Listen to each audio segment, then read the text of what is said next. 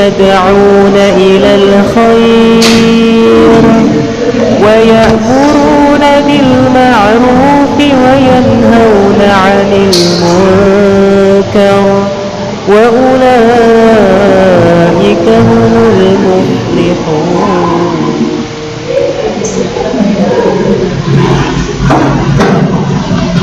Oke, Assalamualaikum warahmatullahi wabarakatuh.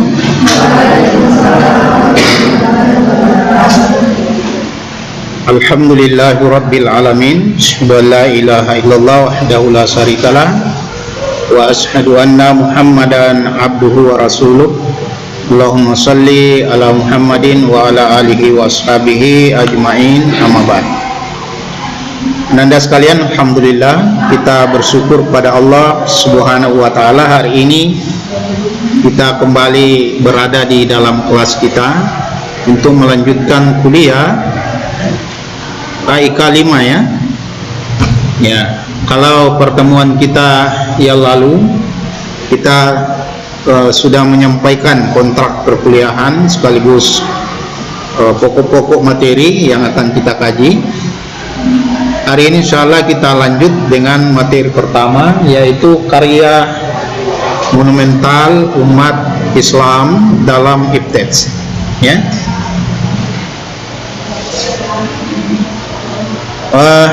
Anda sekalian, sebagai pengantar bahwa Islam ini adalah agama yang tidak membatasi umatnya untuk mengembangkan ilmu pengetahuan. Begitu pula teknologi ya. Bahkan sebaliknya, Islam mengajarkan umatnya agar senantiasa menuntut ilmu. Bahkan kalau kita baca di surah yang pertama diturunkan oleh Allah ya, yaitu di surah apa? Surah Iqra ya, surah Al-Alaq.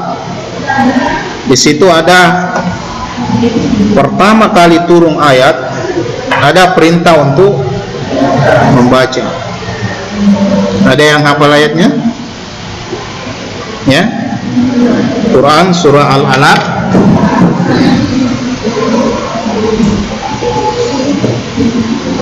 Al-Alaq.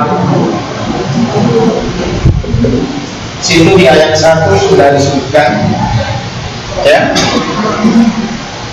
Ya, Iqra artinya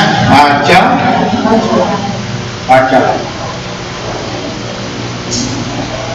Itu fil amar, perintah. Kepada siapa? Bukan hanya kepada Rasulullah sallallahu alaihi wasallam, tetapi termasuk kita selaku umatnya. Iqra itu artinya bacalah. Baca tentu hubungannya dengan belajar. Nah, berdasar dengan ayat itu ya, yang dibaca sesungguhnya bukan hanya yang tertulis. Karena ayat Allah itu ada dua kelompok besar. Ada namanya ayat kauliyah. Ayat kauliyah itu adalah berupa wahyu Allah. Itulah Al-Quran. Itu terbatas, jumlahnya ya 114 surah, 30 juz ya. Kemudian 6.000 lebih ayat ya, berawal dari surah Al-Fatihah dan berakhir di surah An-Nas. Itu ayat kauliyah. Tapi ada ayat kauniyah. Yang kedua ayat kauniyah, inilah yang tidak tertulis. Yang mana ayat kauniyah? Alam raya ini beserta seluruh isinya, bahkan diri kita ini adalah ayat kauniyah. itu juga dibaca. Maka ketika ada orang yang mendalami ayat kauniyah berupa tubuh manusia, itulah yang kemudian melahirkan ilmu kedokteran. Mereka belajar tentang anatomi tubuh, ya, anatomi rangka, ya, anatomi otot, ya. Kemudian fisiologisnya, faal tubuhnya, ya, kerja faal tubuhnya. Pelajari penyakit-penyakitnya, lahirlah ilmu kedokteran. Apa yang dia baca? Ayat kauniyah berupa tubuh manusia. Kenapa disebut ayatnya Allah tubuh manusia? Karena yang menciptakan manusia Allah Subhanahu wa ta'ala. Atau ada yang mengatakan, saya ini Pak diciptakan oleh bapak ibu saya. Tidak, bapak ibu itu hanya main-main aja.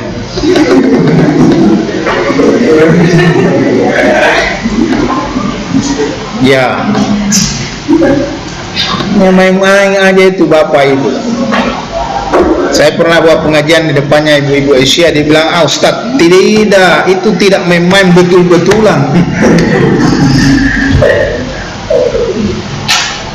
Iya, buktinya banyak orang yang punya suami, punya istri, tidak punya anak, kan? Iya. Kalau memang yang berkehendak itu adalah orang tua dan punya anak, ya tidak ada orang tua yang tidak punya anak. Nah, yang menciptakan manusia, kalau kita baca di surah Al-Mu'minun, ya, di Al-Mu'minun itu, ya, mulai dari ayat berapa itu, ya, sampai ayat 14 itu Allah mulai dari dari saripati tanah, ya, saripati tanah itu bahasa kedokterannya itu sperma pada orang tua, pada bapak, kemudian ovum pada ibu, ya. Kemudian tadi saya bilang ketemu suami istri, terjadi pembuahan. Kalau bahasa biologisnya disebut zigot, tapi bahasa Quran disebut nutfah. Ya, nutfah. Oleh Allah disebut fi qararin makin, saya simpan di dalam tempat rahim yang kokoh. Jadi itu ibu-ibu itu rahimnya kokoh itu. Jadi yang nandain yang perempuan rahimnya itu kokoh. Fi qararin makin, dalam rahim yang kokoh.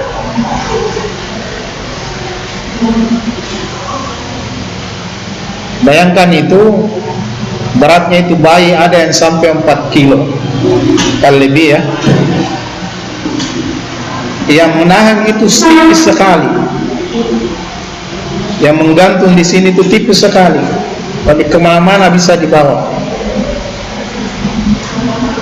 ya. Dan ada cairan namanya cairan amnion, itu melindungi itu bayi, sehingga sekalipun misalnya kena benturan apa, itu tidak apa-apa bayinya. Itulah kuasanya Allah. Nah, jadi yang menciptakan manusia itu Allah, yang menetapkan, merancang tubuh manusia dengan baik, anatominya itu Allah, sehingga kita menjadi, ya, fi ahsani takwin, sebaik-baik bentuk. Nah, kenapa saya katakan ayat kauniyahnya Allah? Karena Allah yang mendesain tubuh kita begitu. Lalu kemudian dipelajari manusia, lahirlah ilmu kedokteran. Jadi ilmu kedokteran itu ilmunya Allah. Bukan hanya itu, semuanya sebetulnya ilmunya Allah, ya. Ya, saja ilmu mencopet, ya. Karena Allah tidak ajarkan kita mencopet. Tapi kalau kita lihat, yang pertama menjadi dosen manusia siapa? Siapa? Siapa dosen pertamanya manusia? Ya Allah lah. Lalu siapa mahasiswa pertamanya? Ya Adam. Allah mengatakan wa 'allama Adamal asma'a kullaha. Saya, kata Allah, mengajarkan Adam semuanya. Semua. Jadi ilmu itu sudah ada, diturunkan oleh Allah kepada Adam. Ya. Pada Adam. Itulah yang kemudian dikembangkan oleh manusia. Dan ini teknologi itu pernah maju di zaman lalu, ya. Pernah. Cuma manusia ini pernah mengalami kehancuran, pernah ditenggelamkan oleh Allah. Ya.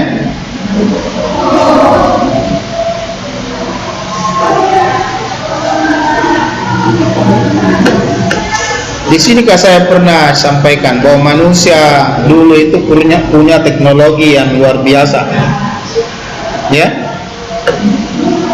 Memindahkan suatu barang dalam waktu sekejap. Bendanya bukan gambar, bukan tulisan. Ya. Itulah yang terjadi antara Balqis dengan Nabi Sulaiman. Dalam waktu singkat, ya, singgasananya Ratu Balqis pindah ke istananya Sulaiman. Padahal mata belum berkedip. Dan itu dilakukan orang yang berilmu. Sama, belum ada sekarang ini lantai yang teknologinya sama dengan zamannya Nabi Sulaiman. Ya, saking hebatnya lantainya Nabi Sulaiman, sampai Balqis mengangkat roknya, dia kira air, padahal itu adalah tegel. Sekarang tunjuk di tegel mana sekarang ini yang mirip seperti air. Ada enggak? Belum ada. Artinya zaman lalu itu teknologi pernah maju. Belum ada apa-apanya kita. Ya? Oke. Nah, sekarang. Nah, itulah yang dipelajari oleh manusia. Ya, ada yang mempelajari laut. Ayat-ayat Allah itu laut. Lahirlah ilmu oceanografi. Ada yang mempelajari ruang angkasa ini. Lahirlah ilmu astronomi. Siapa yang ciptakan langit? Siapa yang ciptakan bumi? Allah. Berarti itu ayat-ayat Allah. Ya. Nah, ada yang mendalami tanaman, ya. Tanaman, lahirlah ilmu pertanian. Ada yang mendalami ternak, lahirlah ilmu peternakan. Kan gitu. Ada yang mendalami tentang fenomena masyarakat, ya, perilaku mereka, lahirlah ilmu sosiologi kemasyarakatan dan seterusnya. Ya, jadi itu ilmu Allah. Nah, ini yang saya maksud, bahwa ilmu Allah itu, ayat Allah itu dua, ya, sehingga umat Islam didorong oleh Allah untuk ikra keduanya, baca itu, baca. Inilah yang saya maksudkan bahwa Islam itu mendorong umatnya untuk belajar ilmu dan teknologi, ya. Nah, bahkan ada semacam seruannya kepada kita, jin, manusia. Coba, kata Allah, ya ma'asaral jinni, wahai bangsa jin, wal ins, dan manusia, ini stata'tum, apabila kamu punya kemampuan, ya, kemampuan apa? Antan puzu menjelajahi aktaris samawati, langit, wal ardi, dan bumi.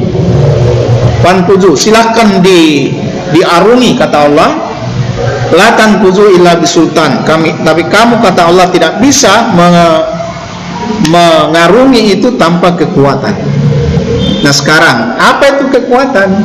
Bukan hanya fisik, tapi kemampuan intelektual manusia. Itulah sains dan teknologi. Ya, makanya sudah ada orang sampai ke mana? Sudah ada yang sampai ke ruang angkasa. Ya, apa ada contohnya dalam Islam? Ada. Siapa yang pernah melakukan perjalanan jauh?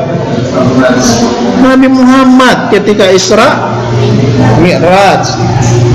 Kecil itu sampai ke bulan, langit menembus 7 langit. Ya, Nabi menembus 7 langit sampai ke Sidratul Muntaha. Kendaraannya apa?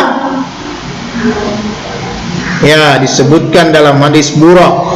Burak itu ya suatu makhluk yang gerakannya menurut hadis di Bukhari itu sama dengan satu kali menghentakkan kakinya sejauh manusia memandang. Jauhnya itu. Nah, ada yang menghitung, oh kecepatannya itu sama dengan kecepatan cahaya yang oleh Einstein ya disebutkan kecepatan cahaya itu adalah 3 kali 10 pangkat 8 meter per sekon. Ya.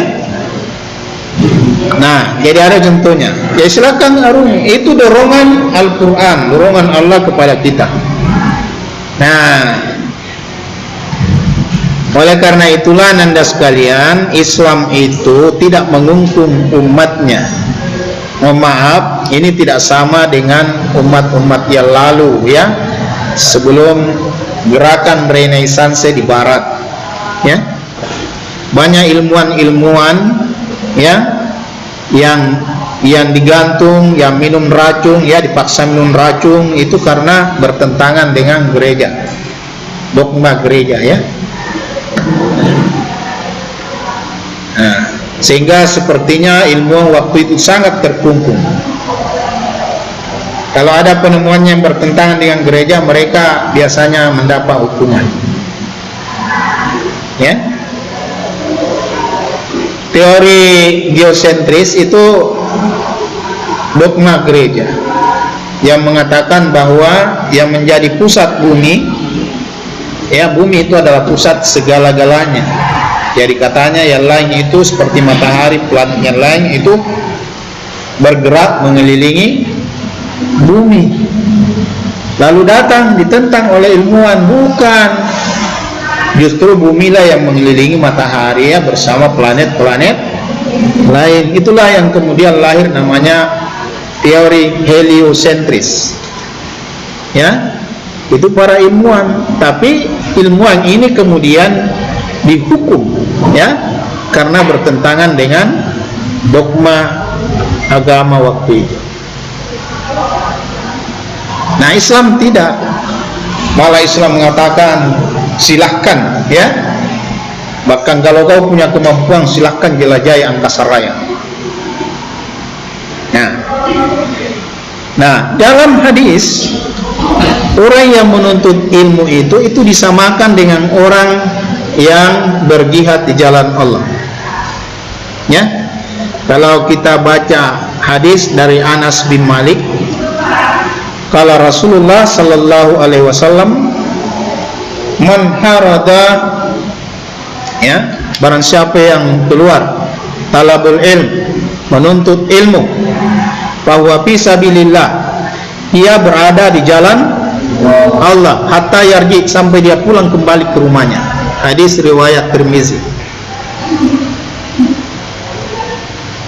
Nah, jadi Anda jangan ragu, tinggalkan rumah itu, Anda disebut orang yang berjihad di jalan Allah. Asal betul-betul pergi kuliah, jangan pergi bakuliah. Ya. Jadi kalau misalnya Nanda mati di perjalanan, itu namanya mati apa? Mati syahid. Sekarang siapa yang mau mati di perjalanan? Ada? Nah, pasti dibilang jangan dulu Pak, tak belum pakai kawin. Nah ya, nah karena dorongan ini ananda sekalian, dorongan Quran dan hadis yang sangat menekankan pentingnya belajar pengembangan ilmu pengetahuan, maka Islam pernah mengalami kejayaan dalam bidang ilmu pengetahuan, yaitu sekitar abad 8 ya Hijriah sampai abad 12 Islam mengalami zaman yang disebut zaman keemasan. Ya. Kenapa? Karena banyak lahir ilmuwan Islam pada waktu itu. Nah, saya ambil contoh ya. Nanti yang lainnya Anda cari informasinya. Ada namanya Ibnu Sina. Mohon maaf ya, jangan S-nya diganti Z ya. Ibnu Sina.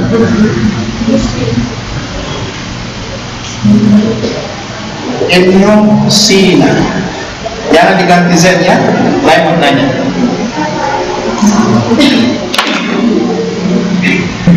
Ya, Ibnu Sina ini dunia barat mengenal beliau dengan nama Avicenna. Avicenna. Ada juga yang mengenal dengan nama Ibnu Snot. Ya. Beliau ini seorang filsuf, ahli filsafat. Beliau juga seorang ilmuwan dan sekaligus sebagai seorang dokter. Beliau menjadi dokter pada umur 18 tahun. Bayangkan, beliau menjadi dokter pada umur 18 tahun dan ya menyelesaikan pembelajaran Al-Qur'annya pada umur 10 tahun. Jadi rupanya ilmuwan yang lalu itu ananda itu memulai belajar Quran dulu. Ya, mereka hafal Quran dulu. Nah, diilhami oleh Al-Quran itu lalu dia belajar ilmu kedokteran. Dan beliau ya kemudian membuat sebuah buku yang sangat terkenal ya yang disebut Al-Qanun fi at-Tabib ya, Al-Qanun fi at-Tib atau biasa disebut Medicine Canon.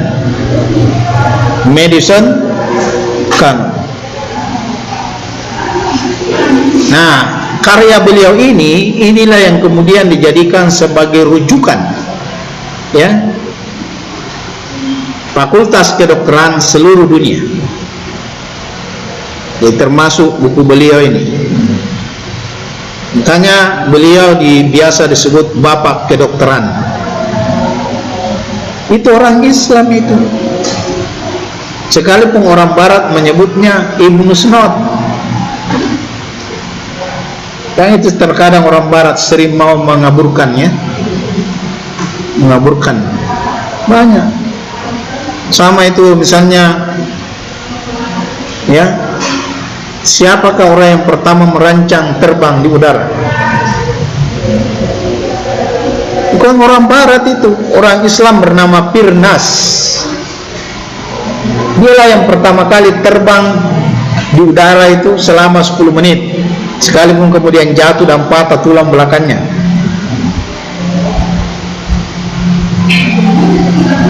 Tapi itulah yang kemudian mengilhami orang lain untuk membuat pesawat.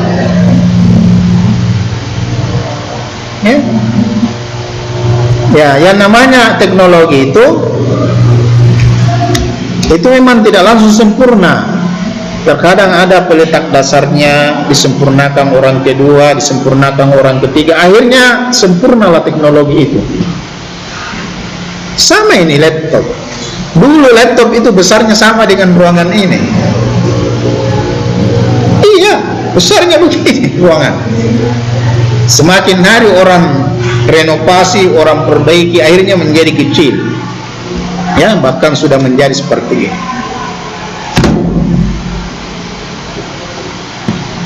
Jadi peletak dasar ilmu kedokteran itu Ibnu Sina,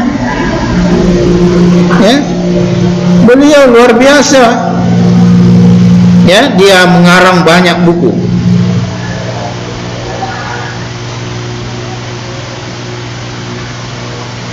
Kemudian ada yang kedua, namanya Abu Al-Qasim Az-Zahrawi.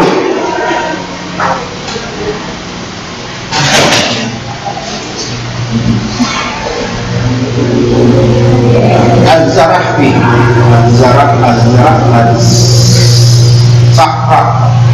Az-Zahrawi.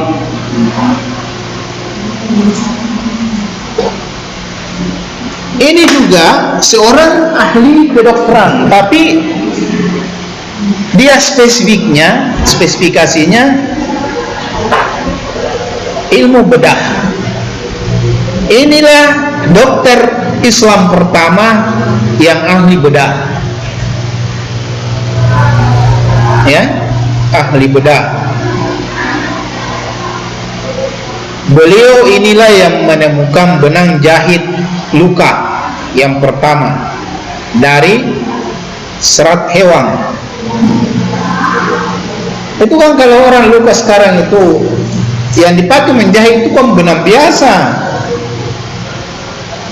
Kalau benang biasa itu tidak hancur itu, tetapi diambil dari serat-serat hewan. Kalau yang diambil ini oleh Al-Zahrawi itu adalah usus, itu dijadikan benang usus ternak yang halal, supaya ya ketika ya dijahit, dipakai menjahit dan larut bersama daging orang Islam itu tidak haram.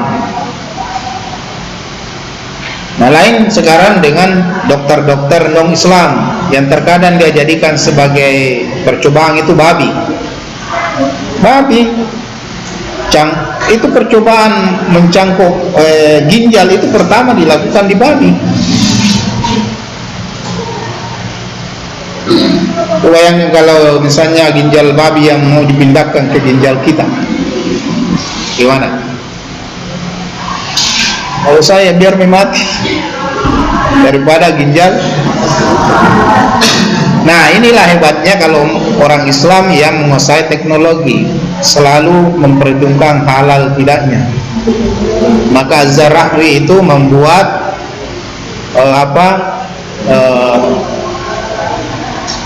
benang, ya, benang itu dari tadi usus. Dan hebatnya beliau ini itu menemukan 26 peralatan bedah, ya, tentu sebelumnya belum pernah ada. Nah, salah satunya itu tadi benang yang disebut catgut, ya, benang bedah namanya, ya, yang biasa disebut catgut. Itu atas perannya itu Al-Zahrawi.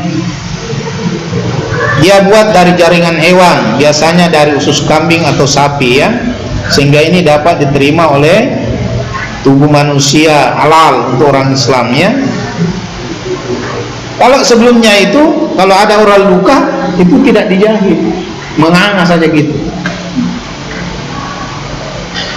Sebagai gantinya biasanya hanya ditempel daun-daun. Saya kira waktu dulu, ya, orang-orang tua kita di kampung begitu. Tidak ke dokter, biasanya juga hanya marah ludahnya. Padahal di ludah ini banyak bakteri, apa tidak tambah. Nah, Az-Zahrawi ini sudah mengajarkan bagaimana menjahit luka. Ini orang Islam. Belum ada orang di luar Islam yang menemukan waktu itu. Bayangkan.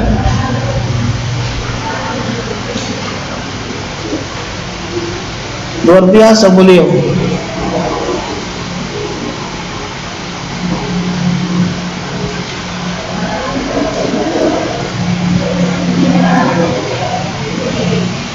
Nah, termasuk misalnya pisau bedah, sendok bedah, pengait, semua alat-alat bedah ini beliau. Termasuk plaster ya, plaster itu beliau temukan. Ini Az-Zahrawi ini luar biasa ya.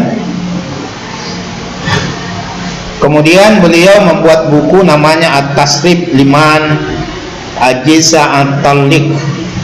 Ini juga menjadi rujukan dokter sampai sekarang ya. Di dalamnya ini beliau tuliskan tentang terkait dengan pembedahan bedah ya, termasuk penyakit dan temuan-temuan berupa alat kedokterannya itu ada di situ. Makanya sampai sekarang itu menjadi rujukan para dokter-dokter. Tapi ini kan jarang diungkap ya, jarang diungkap.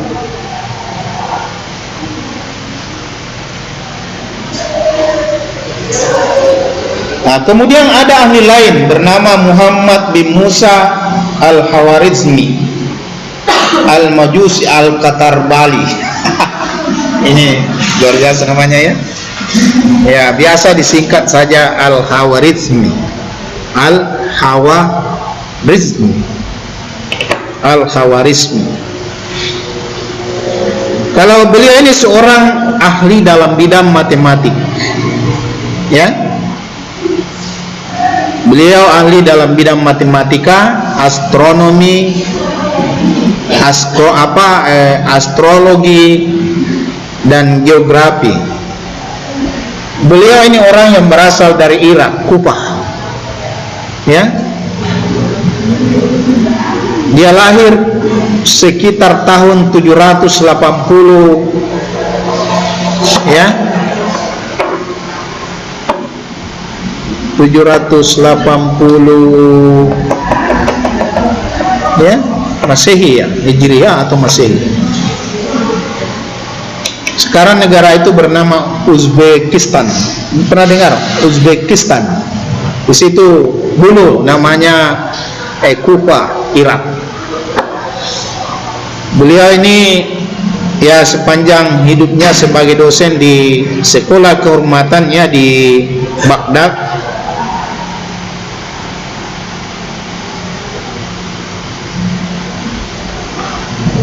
Ya, kamu pernah dengar dalam matematika ada namanya aljabar?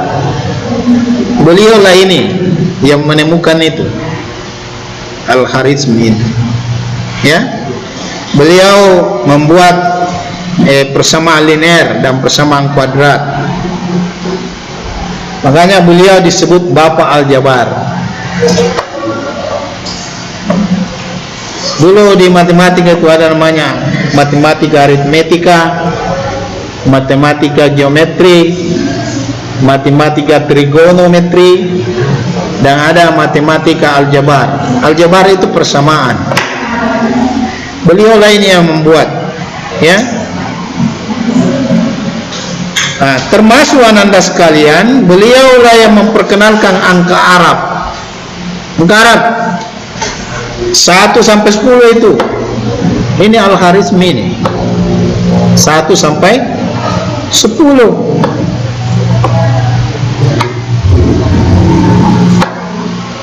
Ya, termasuk angka 0 itu.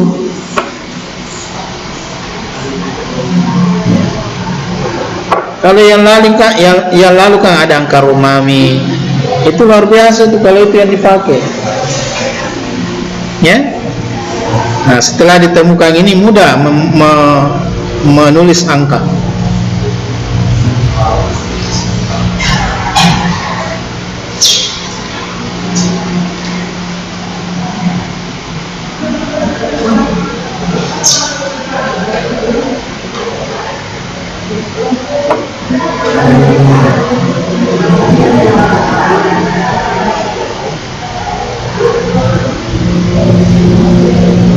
Ya, ini juga ya, yang kemudian dari situ kemudian lahir algoritma namanya ya, algoritma ya, itu diambil dari kata algoritmi.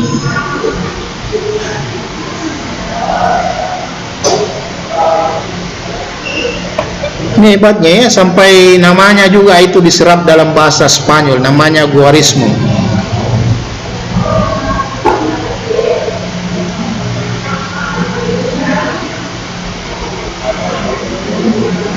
Ya, ingat ya, ini algoritma inilah yang kemudian dijadikan dasar untuk membuat HP, membuat laptop itu.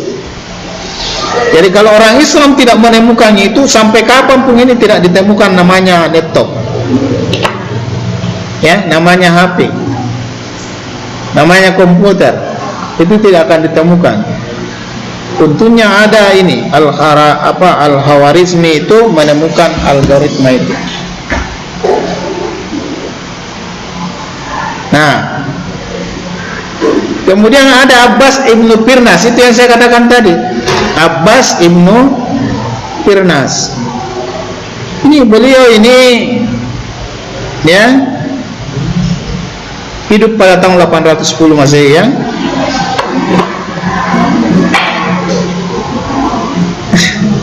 Inilah yang insinyur pertama ya sebagai ilmuwan dalam penerbangan.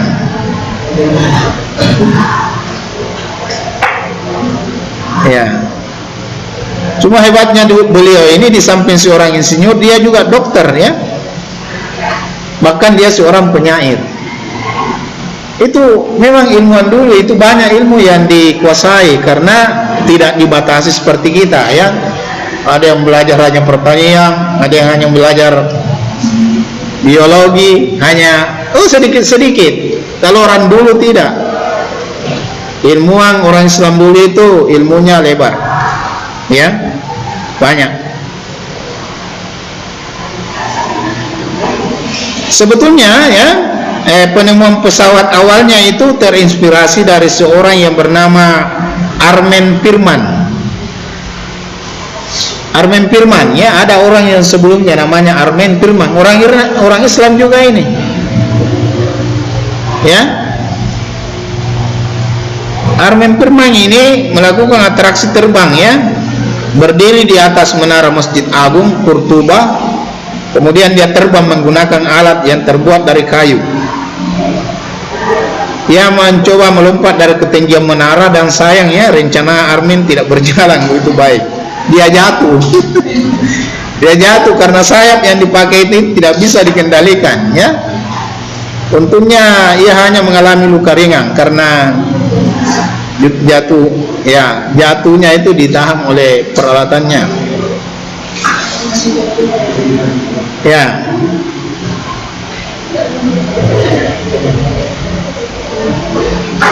Seharusnya inilah orang-orang yang harusnya ya diakui sebagai penemu pesawat pertama. Ya. Tapi ini siapa, Armen ini tidak dijadikan sebagai penemu pesawat. Ya. Dia lebih dikenal sebagai pencetus dibuatnya parasut. Pernah lihat parasut? Kalau orang apa itu? Kalau orang terjun payung ya, parasut. Rupanya dia lebih dikenal sebagai itu, bapak pembuat parasut pertama.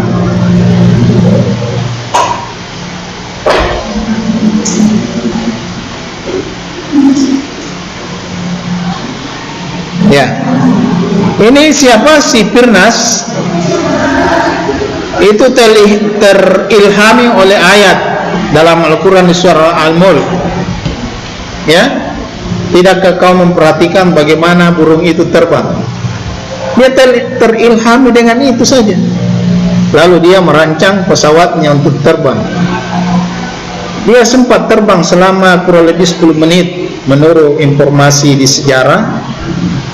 Tapi kemudian jatuh dan patah belakangnya. Ini Tapi ya belum ada orang yang melakukan sebelumnya dia.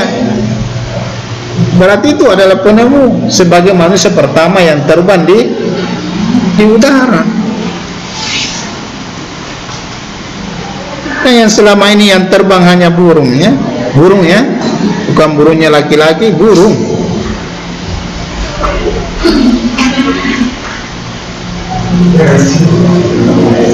Ya, sudah jam 10. Ya. Kemudian ananda sekalian, ya. Itu ada namanya Ibnu Al-Haytham. Ibnu Al-Haytham. Al-Haytham.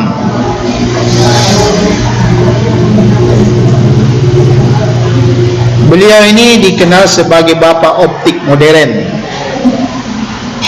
Ya, optik modern.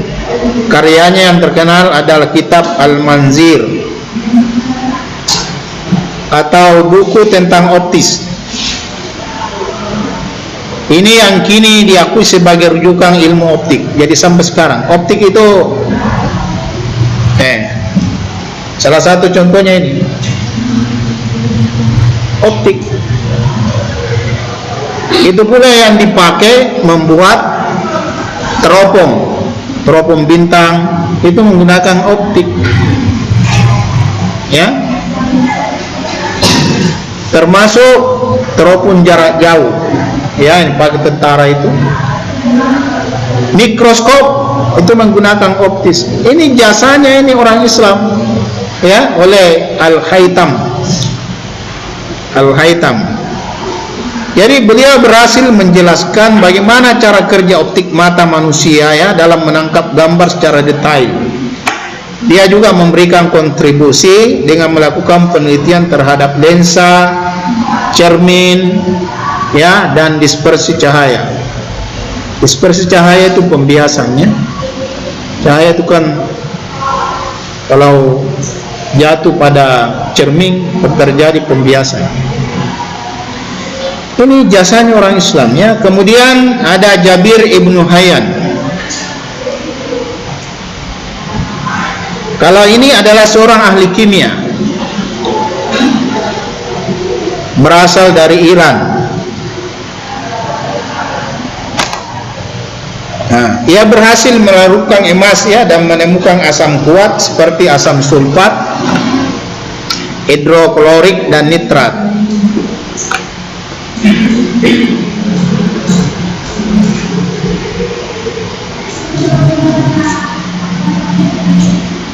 Kemudian ada Ahmad Ibnu Tulum namanya.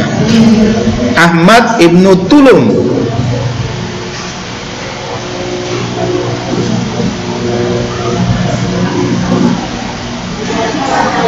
Beliaulah ini orang pertama mencetuskan perawatan medis modern berupa rumah sakit di pusat Kairo, Mesir. Ya, bayangkan, jadi yang membangun rumah sakit pertama ini orang Islam.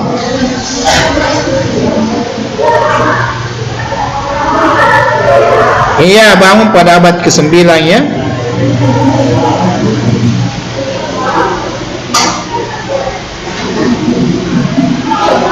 Nah,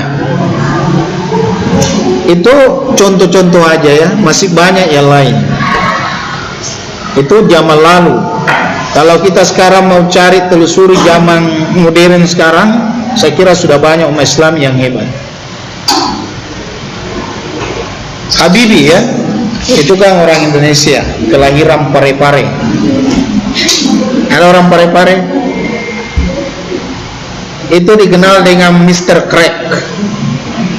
Jadi Habibie itu dikenal dengan nama Mr. Crack, ya, terutama di Jerman. Kenapa? Karena beliau mampu mengatasi, ya, keretakan pada sayap pesawat dengan teorinya. Itu Habibie, ketua ISMI pertama itu, Ikatan Cendekiawan Muslim. Dan itu tentu dimanfaatkan, ya, seluruh dunia penemuannya. Tentu masih banyak yang lain ya. Oke, saya kira Nanda untuk pertemuan kita hari ini menyangkut tentang penemuan-penemuan monumental umat Islam dalam bidang iptets. Saya yakin masih banyak yang belum Bapak ungkap. Ya, saya minta sebagai tugas Ananda, silakan ditelusuri dan kemudian nanti dikumpul dalam bentuk file. Ya, temuan-temuan umat Islam mulai dari zaman dulu sampai sekarang. Saya kira mudah itu ditelusuri di internet banyak. Jadi itu tugasnya ya. Nanti pada pertemuan berikut pada hari Kamis yang akan datang itu dikumpulkan. Ya. Dikumpulkan. Bisa juga dikirim melalui file, melalui WA saya ya. Atau bisa juga dikumpul oleh ketua kelas, dikumpul dalam satu folder, kemudian diserahkan kepada saya. Baik, saya mohon maaf Ananda sekalian atas kekurangan. Kalau ada kesalahan yang saya sebutkan, itu datanya dari saya, dan kalau ada hal yang benar itu datanya dari Allah Subhanahu wa Ta'ala. Semoga pertemuan kita bermanfaat. Mari kita tutup ya. Subhanakallahumma wa bihamdik, asyhadu an la ilaha illa anta, astaghfiruka wa atubu ilaik. Subhanaka rabbika rabbil izzati amma yasifun, wa salamun alal mursalin, walhamdulillahi rabbil alamin. Assalamualaikum warahmatullahi wabarakatuh.